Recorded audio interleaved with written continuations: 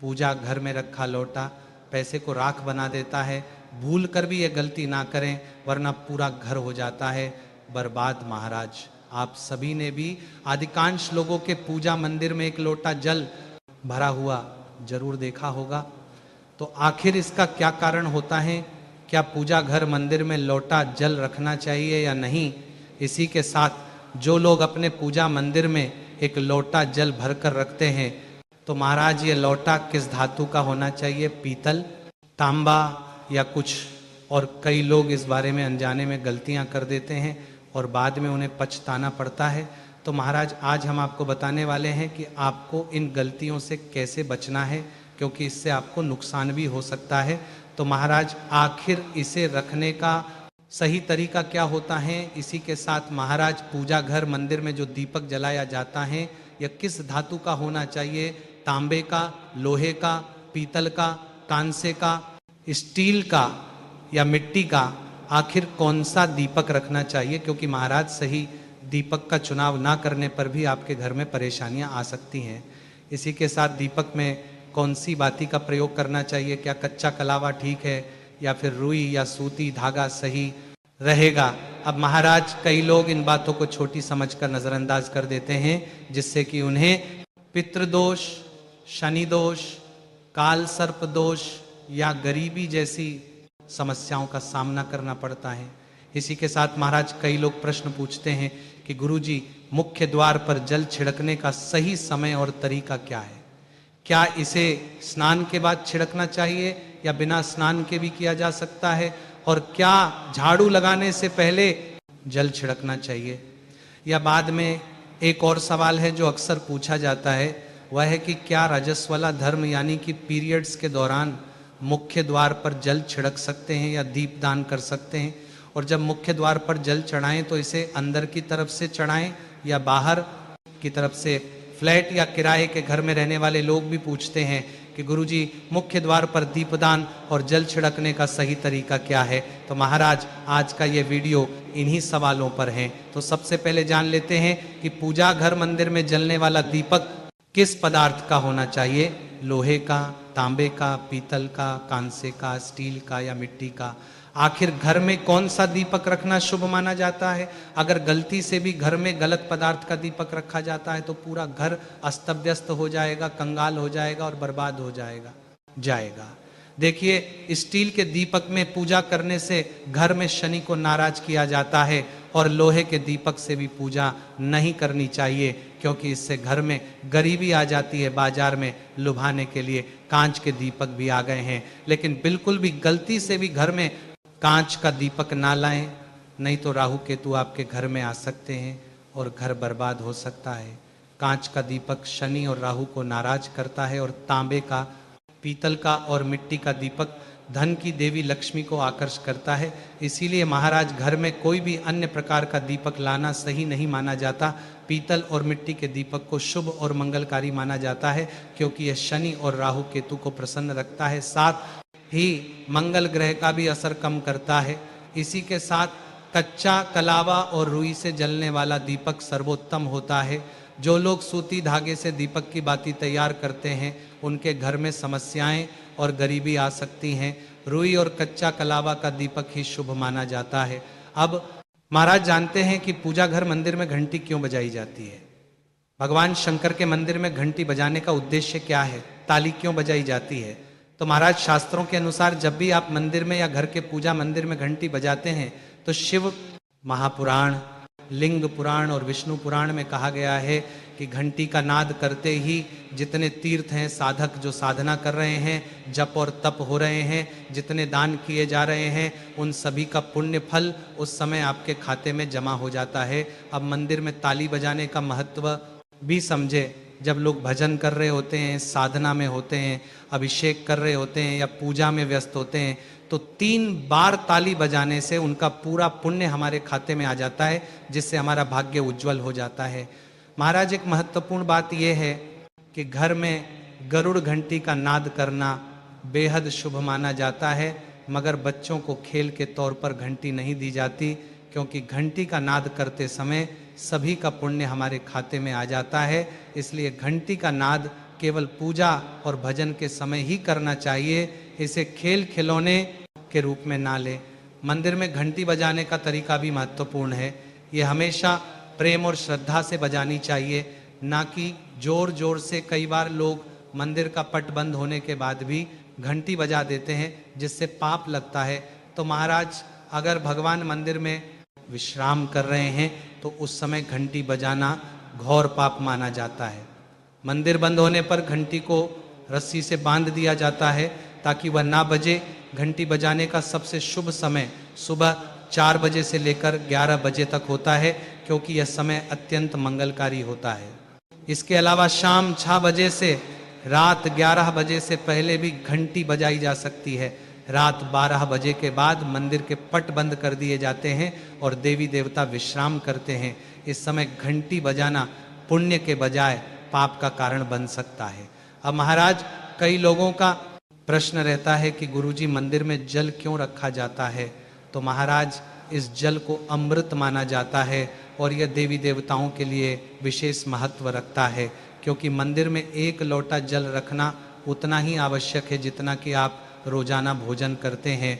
जब हम भगवान की पूजा करते हैं तो तांबे या पीतल के पात्र में 1 लोटा जल जरूर रखना चाहिए।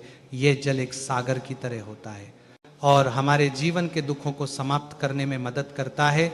यदि कोई व्यक्ति भगवान को रोजाना भोजन नहीं करा सकता तो वह मंदिर में 1 लोटा जल रख सकता है, जिससे उसकी पूजा पूरी होती है, ताकि भगवान इसे ग्रहण करें और यह जल रूपी प्रसाद अगले दिन सुबह आप प्रसाद समझकर ग्रहण करें। लेकिन याद रखें, मंदिर में रखा जल कभी भी तुलसी में अर्पित नहीं करना चाहिए, क्योंकि यह जल सभी देवी देवता ग्रहण करते हैं। अगर आपके घर में लड्डू गोपाल या राधा कृष्ण है और आप 1 लोटा जल उनके लिए अर्पित करते हैं तो आप अगले दिन यानी सुबह के समय वह जल तुलसी में चढ़ा सकते हैं। मंदिर में रखा जल अगले दिन यानी सुबह अपनी आंखों को धोने के लिए प्रयोग करें।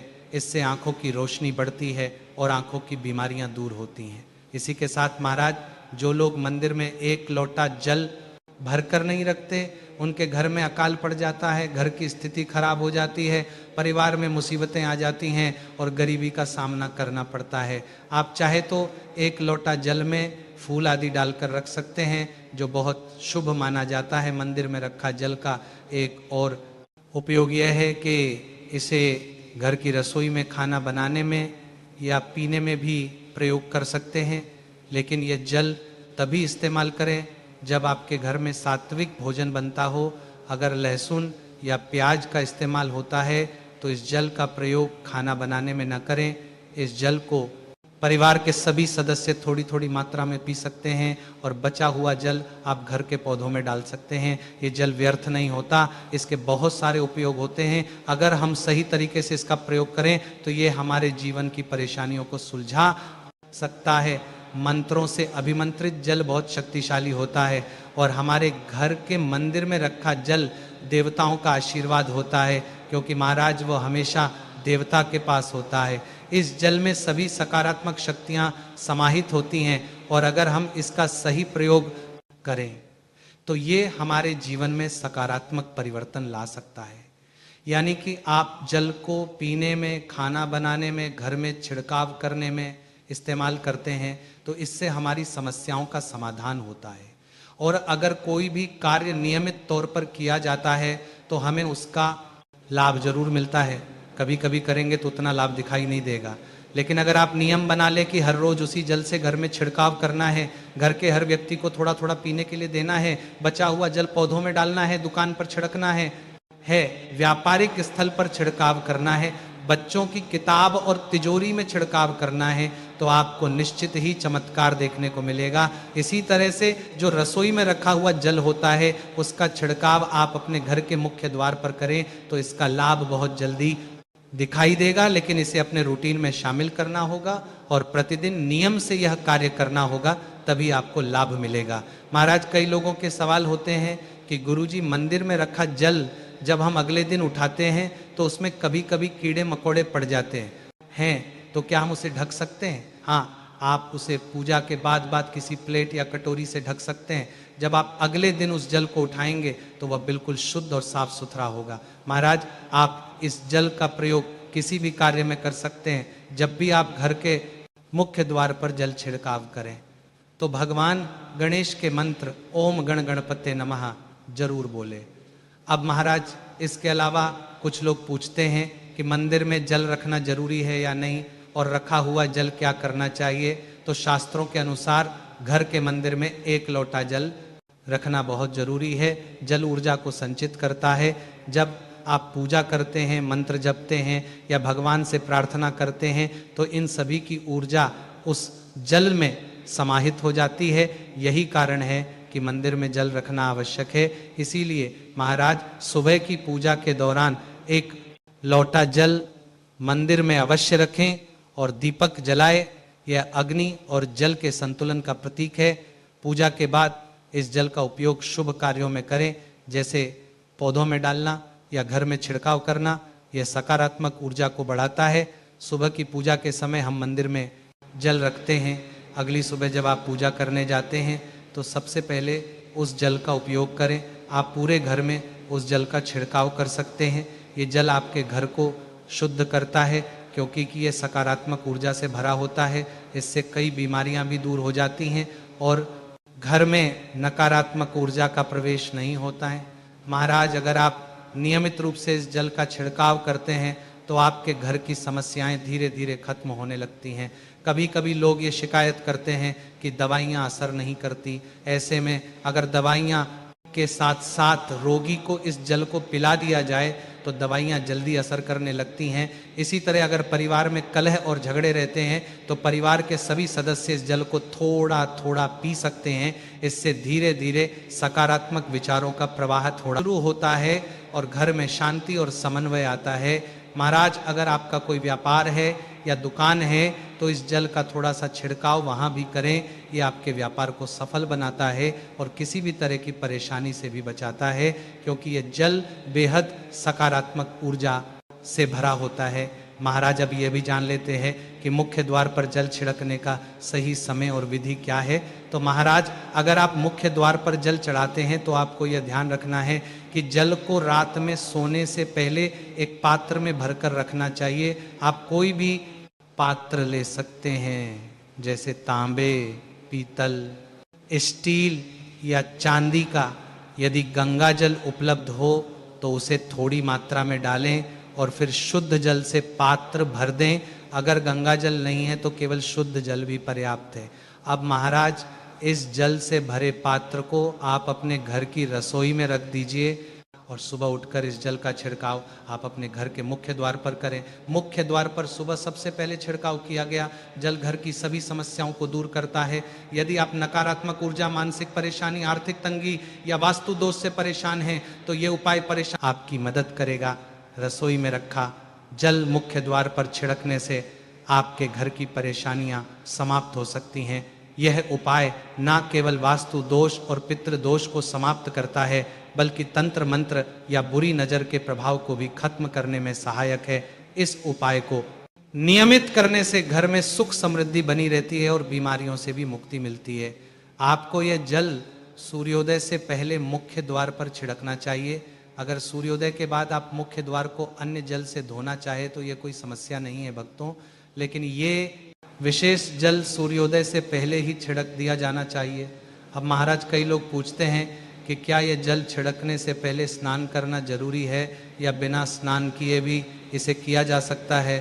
तो देखिए, जो जल हम सुबह मुख्य द्वार पर छिड़कते हैं वह एक महत्वपूर्ण उपाय है। इसे स्नान करने के बाद करना आवश्यक नहीं है। इसीलिए सुबह जल्दी उठे, सबसे पहले रसोई में जाएं और पहले से रखे जल को लेकर मुख्य द्वार पर जाएं, मुख्य द्वार खोलें और इस जल का छिड़काव करें। जल छिड़कते समय अपने पितरों और माँ लक्ष्मी का ध्यान जरूर बनाने करें। ऐसा कहा जाता है कि सुबह सुबह माँ लक्ष्मी हर घर के द्वार पर आती है। जिन घरों के द्वार खुले होते हैं और जहाँ जल का छिड़काव किया गया होता है वहाँ माँ लक्ष्मी प्रवेश करती हैं। जल छिड़कते समय अपने मन में माँ लक्ष्मी से प्रार्थना करें, हे माँ लक्ष्मी की आप मेरे घर में प्रवेश करें, मैं आपका स्वागत करने के लिए तैयार हूँ। इसके बाद पितरों का ध्यान करें, क्योंकि महाराज घर की दहलीज को पितरों का वास स्थान माना जाता है। जब आप दहलीज पर जल छिड़कते हैं तो पितर भी प्रसन्न होते हैं और उनका आशीर्वाद आपको मिलता है। तो आपको स्नान करने की आवश्यकता नहीं है, आप बिना स्नान किए भी ये कार्य कर सकते हैं। अब महाराज आपके अगले प्रश्न की बात करें कि क्या जल का छिड़काव झाड़ू लगाने के बाद करना चाहिए या पहले, इसका उत्तर ये है कि सुबह उठने के बाद सबसे पहला कार्य जल का छिड़काव करना चाहिए। इसके बाद आप झाड़ू लगा सकते हैं। सुबह उठते ही सबसे पहले बिस्तर पर बैठकर अपने दोनों हथेलियों को देखें और माँ लक्ष्मी का ध्यान करें। यदि आप चाहे तो कराग्रे वसते लक्ष्मी कर मध्य सरस्वती कर मूले तु गोविंद प्रभाते कर दर्शन, फिर दोनों हाथ जोड़कर देवी देवताओं को प्रणाम करें। इसके बाद हाथ से धरती माता को स्पर्श कर प्रणाम करें और धीरे से अपना दाहिना पांव जमीन पर रखें। फिर रसोई में जाकर जल लें और मुख्य द्वार पर जल छिड़क दे। जल छिड़कते समय माँ लक्ष्मी और भगवान विष्णु का ध्यान अवश्य करें। अब महाराज उसके बाद आप अपने घर के अंदर आकर अपनी दिनचर्या जैसे झाड़ू लगाना, स्नान करना आदि कर सकते हैं। अब कुछ लोगों का यह सवाल होता है कि क्या जल छिड़कने के बाद मुख्य द्वार की सफाई की जा रही है? सकती है। तो हाँ, आप ऐसा कर सकते हैं। पहले रसोई में रखा जल मुख्य द्वार पर छिड़क दें। इसके बाद अतिरिक्त पानी लेकर मुख्य द्वार की अच्छे से सफाई झाड़ू या पानी से कर सकते हैं। अब महाराज कुछ लोगों का सवाल रहता है कि अगर वे फ्लैट या किराए के कमरे में रहते हैं तो जल का छिड़काव और दीपदान कहाँ करें? तो इसका उत्तर यह है कि आप जहाँ रहते हैं वहाँ के गेट को ही अपना मुख्य द्वार माने, यानी कि जिस दरवाजे पर आपका नाम लिखा हो या नेम प्लेट लगी हो वहीं पर जल छिड़कना है और दीपदान करें। अगर आपके पास एक ही कमरा है तो कमरे के दरवाजे को मुख्य द्वार माने और वहीं पर ये उपाय करें। अब अगला सवाल ये है कि क्या पीरियड्स के दौरान मुख्य द्वार पर जल छिड़का जा सकता है और दीपदान किया जा सकता है? तो महाराज जल छिड़कने के लिए पीरियड्स का कोई असर नहीं होता। आप जल छिड़क सकते हैं, लेकिन दीपदान कार्मिक पूजा में आता है जो कि बिना शुद्धता के नहीं किया जा सकता। यानी कि पीरियड समाप्त होने के बाद ही आप नित्य दीपदान कर सकते हैं। अब महाराज हम बात करते हैं कि घर के बाहर और अंदर दीपक जलाने के क्या फायदे हैं। खासकर घर के बाहर दीपक जलाने से जो 5 बड़े फायदे होते हैं वह आपको चौंका सकते हैं। भगवान की पूजा में दीपक जलाने का महत्व तो आप सभी जानते ही हैं, क्योंकि हिंदू धर्म में देसी घी या सरसों के तेल का दीपक जलाना बेहद शुभ माना जाता है तथा तिल के तेल का दीपक भी जलाया जाता है। लेकिन भगवान के सामने दीपक जलाना केवल पूजा का एक तरीका नहीं है, बल्कि घर के अंदर और बाहर दीपक जलाने से कई लाभ मिलते हैं। दीपक जलाने से ना केवल सकारात्मक ऊर्जा उत्पन्न होती है, बल्कि 5 बड़े फायदे भी मिलते हैं। तो आइए जानते हैं, लेकिन उससे पहले महाराज वीडियो को एक प्यारा सा लाइक जरूर करें और चैनल को सब्सक्राइब करें और कमेंट बॉक्स में ओम नमः शिवाय या हर हर महादेव जरूर लिखें, ताकि महादेव का आशीर्वाद आपको भी प्राप्त हो सके। सबसे पहले तो पृथ्वी से अंधकार दूर होता है। घर में दीपक जलाने से न केवल घर का अंधकार दूर होता है, बल्कि यह नकारात्मक ऊर्जा को भी घर से बाहर कर देता है। जहाँ दीपक जलता है वहाँ सकारात्मक ऊर्जा का वास होता है। स्वाभाविक है कि जहाँ सकारात्मक ऊर्जा होगी वहाँ भगवान का भी वास होगा। इसीलिए महाराज शाम होने से पहले दीपक जलाना शुभ माना जाता है। तेल से जलने वाले दीपक का असर उसके बुझने के बाद भी आधे घंटे तक बना रहता है, जबकि शुद्ध देसी घी का दीपक वातावरण को करीब 4 घंटे तक सकारात्मक रखता है। इसी के साथ दीपक जलाने का एक अन्य लाभ, जब घर में शुद्ध घी या सरसों के तेल का दीपक जलता है तो उसके धुएं से घर के माहौल में सात्विकता आती है, क्योंकि महाराज यह धुआं हानिकारक कणों को नष्ट करता है और वातावरण को शुद्ध बनाता है। साथ ही जिस घर में भगवान के सामने दीप जलाया जाता है वहाँ माता लक्ष्मी की कृपा बनी रहती है। ऐसे घर में सुख समृद्धि का वास होता है। दीपक को पूर्व दिशा में रखने से व्यक्ति दीर्घायु होता है और उत्तर दिशा में रखने से धन संपन्नता बढ़ती है। यह दीपक न केवल घर के अंधकार को दूर करता है, बल्कि हमारे जीवन को भी प्रकाश की ओर ले जाता है। इसी के साथ महाराज घर में दीपक जलाने से बीमारियां आसपास नहीं भटकती। परिवार के सभी सदस्यों को स्वास्थ्य लाभ मिलता है। खासकर अगर दीपक के साथ एक लौंग भी जला दी जाए तो इसका असर 2 गुना हो जाता है। यह त्वचा संबंधी बीमारियों को दूर करने में मदद करता है। इसी के साथ महाराज जिस घर में सुबह शाम दीपक जलाया जाता है वहाँ कभी अंधकार नहीं होता है। ऐसा घर शुभ शक्तियों को आकर्षित करता है। जलता हुआ दीपक शुभ शक्तियों को चुंबक की तरह खींचता है, जो घर के लिए अत्यंत लाभकारी होता है। तो महाराज, यदि आपको यह जानकारी थोड़ी सी भी उचित लगी हो तो वीडियो को लाइक और चैनल को सब्सक्राइब जरूर करें और कमेंट में ये जरूर बताएं कि आप ये वीडियो कहाँ से देख रहे हैं। धन्यवाद।